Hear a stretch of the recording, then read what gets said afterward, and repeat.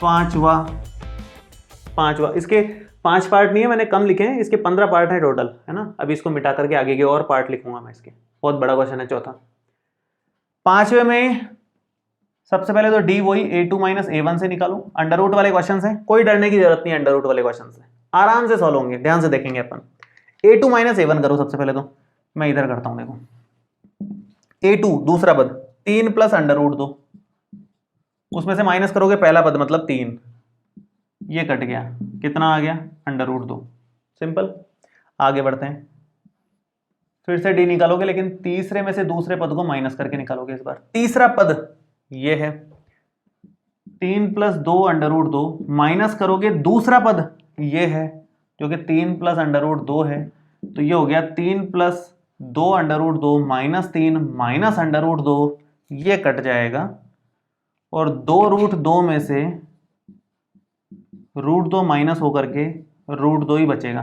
भाई 2 रूट 2 में से 1 रूट 2 माइनस होगा तो 1 ही रूट 2 बचेगा, है ना।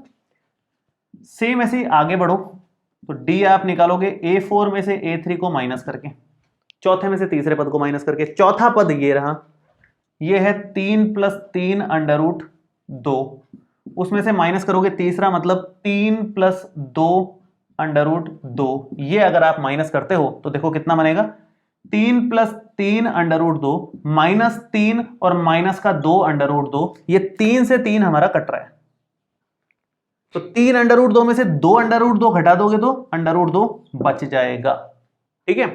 3 बार अंडर रूट 2 में से 2 बार अंडर रूट 2 गए तो 1 बार अंडर रूट 2 बचा, तो सब जगह से डी समान आ गया, आसानी से ये एपी साबित हो गई, कोई ज्यादा मुश्किल काम नहीं है, छोटा मोटा कैलकुलेशन का काम होता है। ब्रैकेट लगा के किया करो अगर माइनस साइन है तो, ताकि अंदर के साइन आप नेक्स्ट स्टेप में चेंज कर सको, गलती होने की संभावना कम रहेगी अगर ब्रैकेट करके करोगे तो। ये भी हमारी एपी हो गई। अब हम अगला पद इसका निकाल लेते हैं, मतलब हमें 5वां पद चाहिए। 5वां पद चौथे पद में डी जोड़ने पर मिलेगा, और चौथा पद ये रहा 3 प्लस 3 अंडर रूट 2 है चौथा, और डी हमने उधर सब जगह निकाला है अंडर रूट 2, तो ये जुड़ेंगे 3 बार अंडर रूट 2 और 1 बार अंडर रूट 2 जुड़ करके 4 बार अंडर रूट 2 बन जाएगा। ऐसे ही छठा पद निकालोगे तो छठा पद आएगा 5वें पद में डी जोड़ने पर।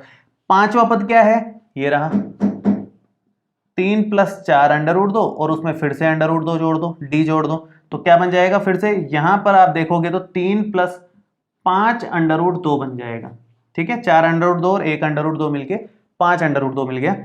7वां पद अगर आप बनाते हो तो छठे पद को डी जोड़ दोगे तो 7वां बन जाएगा। छठा पद है 3 प्लस 5 अंडर रूट 2, ये छठा पद है, और डी जोड़ दोगे, डी का मतलब अंडर रूट 2 ही है, तो वापस से ये जोड़ करके 5 बार अंडर रूट 2 और 1 बार अंडर रूट 2 मिलकर के कितना हो जाएगा, 6 बार अंडर रूट 2। ये हमने आगे के 3 पद भी निकाल लिए हैं।